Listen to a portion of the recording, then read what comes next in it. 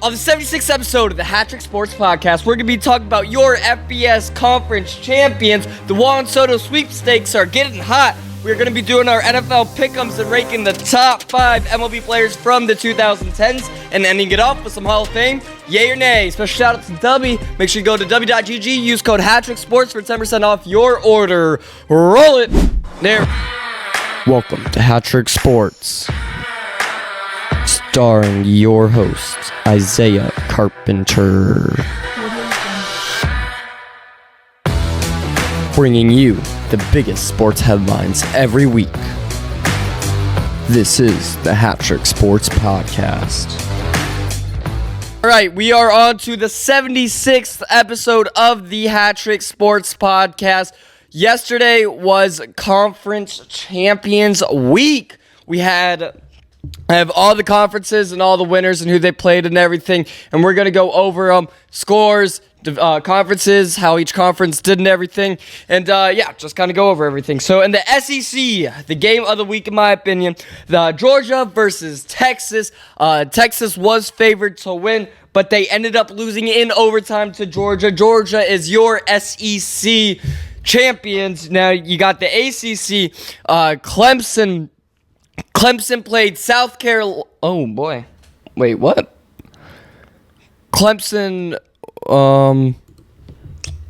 who won the ACC? Clemson beat SMU. Okay. In the ACC, Clemson beat SMU for... I'm on the wrong week. I gotta be on the... Yeah, all right. Yeah, all right. Yes. In the ACC, Clemson beat SMU 34-31 to become ACC champions. SMU was favored to win, but I feel like Clemson was going to win anyway. I thought that they were going to be. I thought that the odds were going to be slighter, but it was a good game, 34-31. And the AAC, Army is your AAC champions. In the Big Ten, Oregon played Penn State, the 1 seed and the 3 seed. Oregon won 45-37. In the Big 12, Arizona State is your Big 12 champions. And in the Sun Belt, Marshall ended up winning. In the MAC, Ohio won. In the Conference USA, Jacksonville State won. And in the Mountain West, Boise State did end up winning. Boise State beat University of Las Vegas to become the Mountain West champions. So those were your college football conference champions.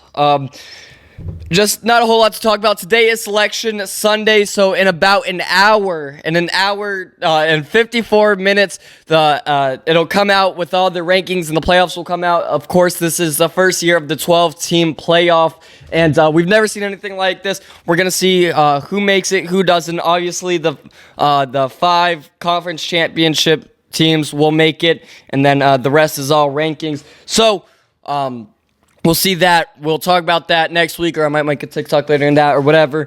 But I think that's all that we have for college football. Let's move on to MLB, the biggest thing in sports right now with the biggest contract in MLB history, Juan Soto. The Juan Soto sweepstakes are heating up and fast. So a whole bunch of stuff has happened. I am checking alerts every 5 minutes to make sure that he hasn't signed. I have notifications up on my laptop in case it comes in live on the podcast. There's a chance, it's small, but there's a chance that Juan Soto signs in the next hour or so, or it could be a few days, or it could be a few weeks, or potentially a few months, but it won't be a few months.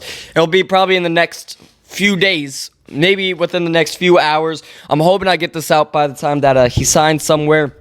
But as of this morning, as of December 8th, about 10 a.m., he has not signed. All 30 teams win in this situation. I'll explain more on that later. But it sounds like the Mets and Yankees are at $710 to $730 million. I don't know how many years that is, 12, 15. It's going to be somewhere in that range.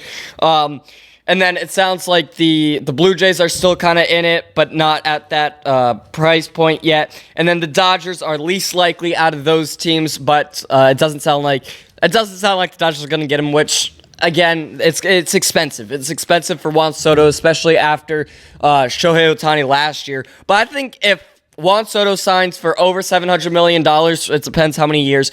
But the Dodgers really stole Shohei Ohtani because he is a two-way player. Juan Soto is definitely not a two-way player at all. So yeah, Juan Soto sweepstakes heating up. It sounds like he's going to get more than $700 million. I've heard $750 million for 15 years. I believe that leaves us at $50 million a year. Let me double check. Yes, if he gets paid $750 million for 15 years, he will be paid $50 million. If it's for 12 years, it'll be $62.5 million. So he's not going to be... Shohei signed $700 million for 10 years. It's not going to be like that. He's not going to get paid $70 million. He better not be paid $70 million a year. But yeah, it's going to be the highest contract in MLB history, hands down. I can already guarantee you that, unless somehow the Dodgers get him for less than $700 million. If the Dodgers get him for less than $700 million, first of all, that's a steal for Soto, and the Dodgers are going to have a whole bunch of deferred money, and the memes are going to go absolutely wild. But if he goes anywhere else, it's going to be a record-breaking contract. So, again, we'll see in the next maybe few hours, maybe few days, see what happens with the Juan Soto thing. But all 30 teams win in any situation. So if you think about it, let's say the Yankees re-sign Juan Soto. First of all right, fine, we had him last year. We made it to the World Series. We lost in the World Series. Not trying to brag or anything, but the Dodgers are World Series champions. But if the Yankees re-sign him for $700 million, okay, all 29 other teams are like, wow, at least we didn't just lose $700 million and risk that. Like, it's a huge, huge risk. Because you got to think about, like, what about if he has a season-ending injury, like, 10 years in, and then he's absolutely horrible? Or, like, let's say he does the next 3 seasons absolutely great, phenomenal, he's a great player, but then 10 years after that, for the next 10 years, he's absolutely horrible. So there's gonna be some stuff in that contract that kind of that'll fixate that, so a team just doesn't lose $700 million. And there will be deferred money. There's no shot that any team that signs Soto, there will be quite a bit of deferred money. I can almost guarantee that. But again, like I said, the 29 other teams that don't sign him, at least they don't have this. They could spend $700 million on other guys instead of just this one guy. So that's where I'm kind of thinking about it. Like, hey, if the Dodgers get him, as a Dodgers fan, hey, whatever. He gets him. I've kind of changed my mind on him a little bit. But I think that if he gets paid more than $50 million, he's overpaid. Yeah, I think that he'll be overpaid if it's anything over $50 or $60 million. So if he gets $70 million a year, that's absolutely absurd, especially since Ohtani got that. And he's a two-way player, but that there's no shot that he gets over $70 million a year. But yes, deferred money and all that. But we did have some other MLB signings this past week. Willy Adames is now a Giant for 7 years at $182 million. Holy cow. Let me get some of this. 182 for 7 years. 182 divided by it's a 26 million.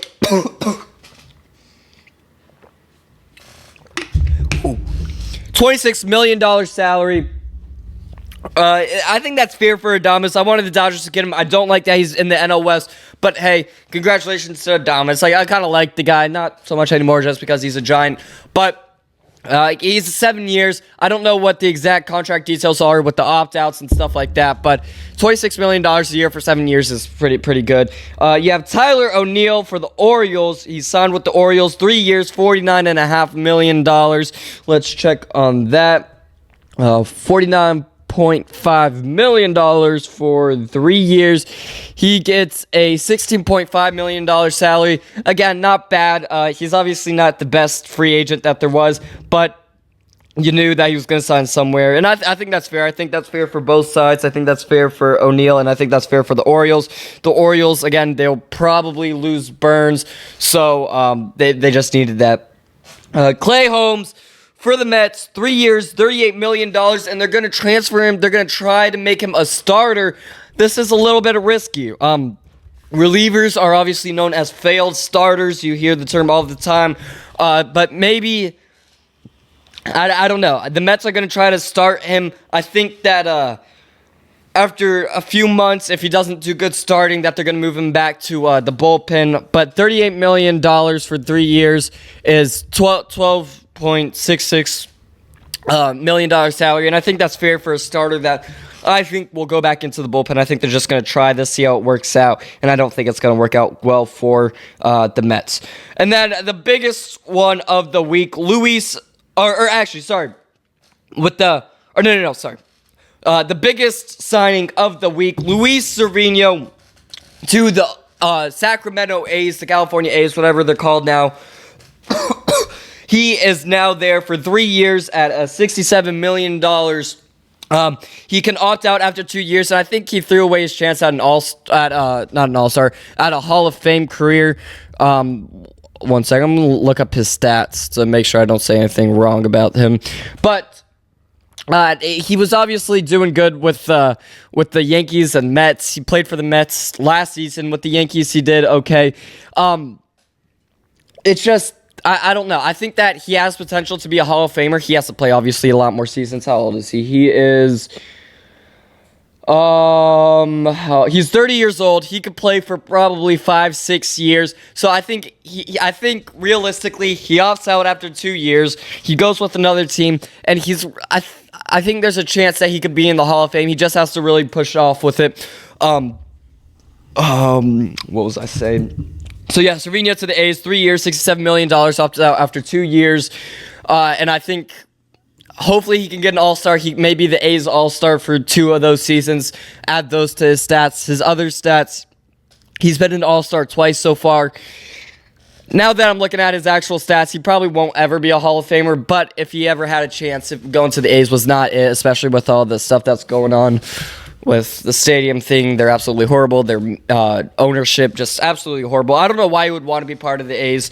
I don't know why you would sign there. It is a record-breaking contract for the A's. It's the biggest contract the A's have signed. It's the biggest guaranteed contract the A's have signed in history. And again, it was to this pitcher that has a career 3.81 ERA, kind of nobody. So was that $20 million a year? $22 million a year. Again, I don't know what's deferred, what the contract details are and all that. So those are your MLB free agent signings in the last week. Next week, I bet we're going to have an even bigger segment with Juan Soto. Like I said earlier, talk about Juan Soto. I think that he goes to the Red Sox or Mets. Soto to the Red Sox or Mets. I'm kind of getting tripped up on Clay Holmes, the Mets signing Clay Holmes. They wouldn't really want to spend all that. No, again, I know the Dodgers did the same thing, but I wouldn't want to sign too many free agents and stuff if I'm going to sign Soto to $700 million. Let's talk about the most controversial thing that the MLB has done that pretty much every single fan disagrees with the MLB on. So the MLB owners and Rob Manfred, the head of all MLB owners, apparently we're discussing a golden at-bat rule, which is absolutely... This may be the stupidest thing I have ever heard from the MLB. And at first I thought it was a joke. I was like, oh, somebody just made that a joke because the Dodgers won the World Series. Like, oh, Shohei Ohtani, Aaron Judge, all these big guys want to bat more for more viewership. Then I was looking into it a few minutes later. I was like, these guys are actually legit talking about having... Basically what the golden rule is, the golden at-bat, is at any point during the game, you can have your best batter or any batter you want to just go up to the plate at any point. That is absolutely idiotic. I don't know why Rob Manfred would say that publicly. Rob Manfred publicly said that that they were talking about that. There's so much stuff. So let's say, I'm going to use the Dodgers as an example. Let's say Ohtani. Let's say Ohtani, you want to put him in the 8-hole. In between Smith and Taylor, Will Smith and Chris Taylor, whatever. Let's say you want to put him in between that. And then he has to bat 3 batters later, but what about if he's on base? Would there be a ghost runner, a pinch runner? How would that work? And, it's just ruining the game. You have to think about the pitchers. The pitchers are absolutely going to hate this, intentional walks and stuff. I just don't understand how that was even an idea. I don't know how the MLB got away with that as an idea. Rob Manfred did come out and say that will not happen anytime soon. I don't know why he didn't just shut the idea down in full. Ben Verlander put a thing out on Twitter, would you like this golden at-bat rule? Basically talking to all MLB fans. And it was 93% of MLB fans said that they did not want this MLB golden bat rule. As a Dodgers fan, I'm saying that I don't want that. If a Dodgers fan is saying that, then it definitely... if a Dodgers fan is saying that they don't like the golden at bat rule with the best team in the league, then it should not be. If you care about the fans, you should not even consider it. But one of the counter things were, and I heard just before I started filming, is that there should be a pitcher's golden pitch rule. So basically, it's an automatic strikeout. Anytime in the game for pitchers to counter that. But then, you're just ruining the game of baseball. You're just ruining the game of baseball if you do any of this golden at bat stuff. It's just not a good idea at all. But luckily, Manfred did shut that down pretty quickly. Actually, it wasn't quickly. It was a week later he shut that down and said that it wouldn't come anytime soon. And I highly, highly doubt that it will ever see the day of it being in the MLB. Just absolutely horrible idea. I've never thought of a worse idea. I've never thought down on a worse idea. All right, let's move on to NFL Pickems. You have the Browns and Steelers. It's being played in Pittsburgh. The Steelers are favored to win by a touchdown or something. Easy Steelers. The Saints are playing the Giants. The Giants are absolutely horrible this season. The Saints are absolutely a nobody, but give me the Saints. The Jets, and you have the Dolphins. It's being played in Miami. Again, I also think that they're favored, but give me the Dolphins. You have the Jags and Titans. I thought the Titans were going to be good this season. They are not. The Jags, they lost Trevor Lawrence for the rest of the season. It is being played in Tennessee. It's getting a little bit colder, but give me the Jacksonville Jaguars. Bam. You have the Falcons and Vikings. The Vikings, one of the best teams in the league this season. Give me the Vikings. You have the Panthers and Eagles. The Panthers, like another absolutely horrible team this season. The Eagles are favored to win by 2 touchdowns or something crazy like that. So it's being played in Philly. So give me the Eagles. The Raiders and Bucks. Give me the Bucks. You have the Seahawks and Cardinals, another division matchup. The Seahawks have been on fire lately. The Seahawks have been hot lately. It is being played in Arizona. Arizona needs to win if they want a better chance at making the playoffs, because as of right now, the Seahawks are in and the Cardinals are not. But it is being played in Arizona. This is probably going to be the game of the week, in my opinion. I think this will be the game of the week. But give me the Cardinals. I hate to say it as a Seahawks fan, but the Seahawks just have been too hot. They've been too hot lately. You have the Bears and 49ers. The 49ers, again, in that division, they need a win if they want a chance at this season's playoffs. The 49ers need to win if they want a chance at this year's playoffs. It's being played in San Francisco. Chicago Bears, they've just have not been lucky recently. They've been losing just a lot lately to kind of close games. So give me the 49ers. You have the Bills and Rams. I think the Bills are going to win the Super Bowl this season. I know it's being played in LA, but the Bills are extremely good. It's going to be a Bills-Lions Super Bowl. So give me the Bills. You have the Chargers and Chiefs for Sunday Night Football. It's being played in Kansas City. The Chiefs, I don't think, are going to make the Super Bowl this season. Maybe a hot take, maybe not a hot take. But they are still really good. They're just consistently good, so you don't talk about them being super good anymore. But give me the Chiefs. And then for Monday Night Football, you have the Bengals and Cowboys. How about them Cowboys lose? Give me the Bengals. The Bengals are going to win Monday Night Football, although it is being played in Dallas. So those are your Week 14 NFL Pickems.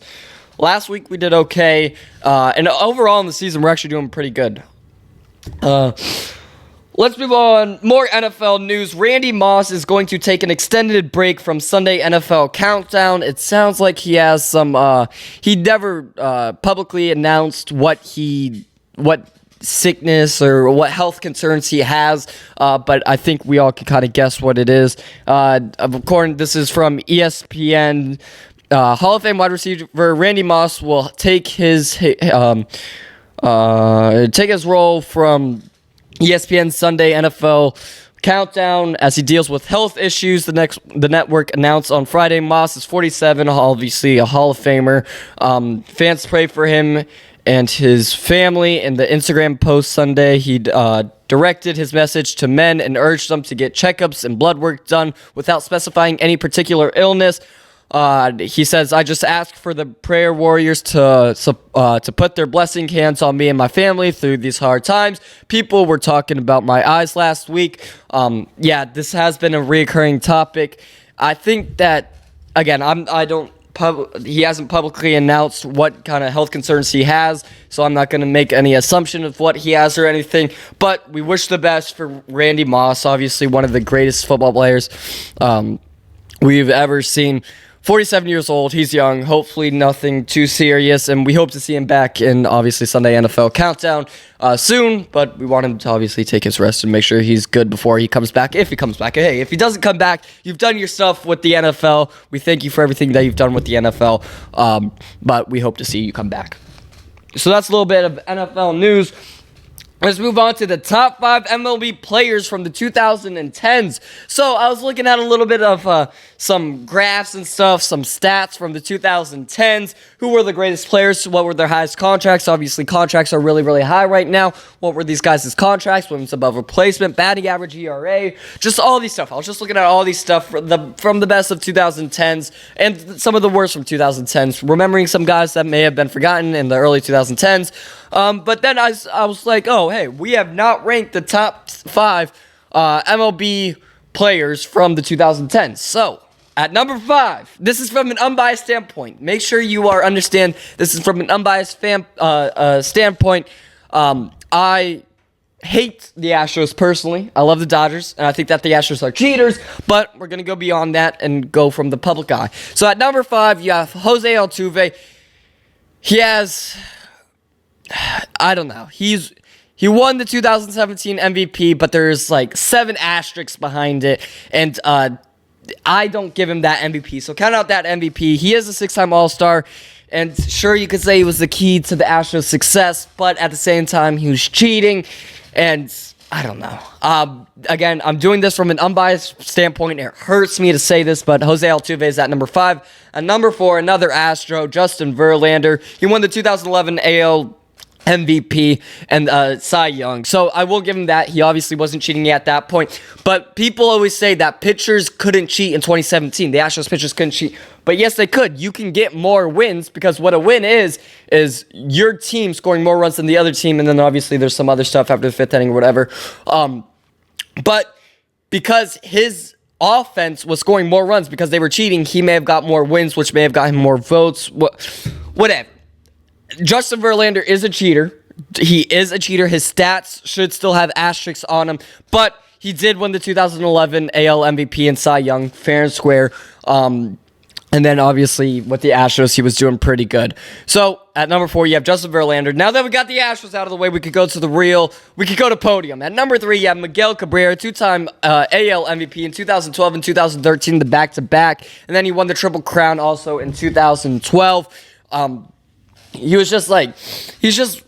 Everybody knew him for his offense more than his defense, even though he was pretty good defensively. But yeah, that's why he's at number 3. At number 2, you have one of the greatest Dodger pitchers of all time, Clayton Kershaw, 3-time NL Cy Young Award winner, 2011, 2013, 2014. He won the NL MVP in 2014. And again, in the 2010s, he was one of the most dominant pitchers the Dodgers have ever seen.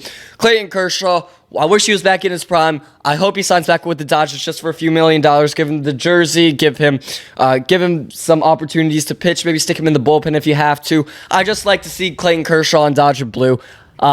Maybe he hangs the cleats up. I doubt it. I don't know. I doubt that he hangs the cleats up.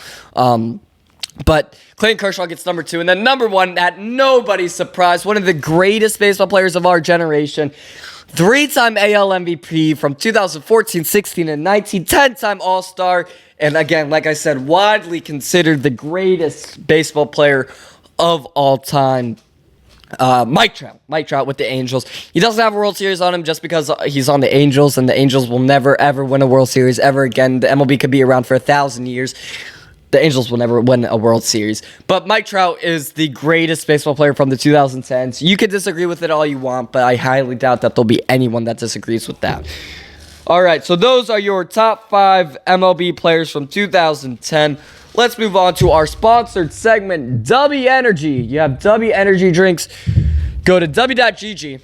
So basically what you do, you just go onto your laptop, onto your computer, onto your phone, onto your TV, onto your anything that has a web browser. This one does not have a scoop in it. You go to your web browser, Google. It works on any web browser. It works on any web browser. And you type in dubby.gg, w.gg. You press enter, and there you will be transferred to the greatest energy drink website of all time. Basically, today we are doing the blue raspberry one. I think we did that last week too. It's one of the greatest flavors that they have. They have tubs, they have to-go packets, they have cans, they have all sorts of stuff for all of your options. So basically what you do is you order it, you use code HatTrick Sports for 10% off. It helps you, it helps me. W obviously gets more sales. You get your water bottle too. You gotta get the W water bottle. And then what you do is you take a scoop like I just did. You shake it. I already drank some of the water, so it's going to be kind of strong, but whatever. It's so good. The blue raspberry is so good. You pop it open. One sip. Everybody knows the rules. One sip. Everybody knows the rules. It is an 8-8. W Energy gets an 8-8 on the HatTrick Sports. One sip. Everybody knows the rules scale.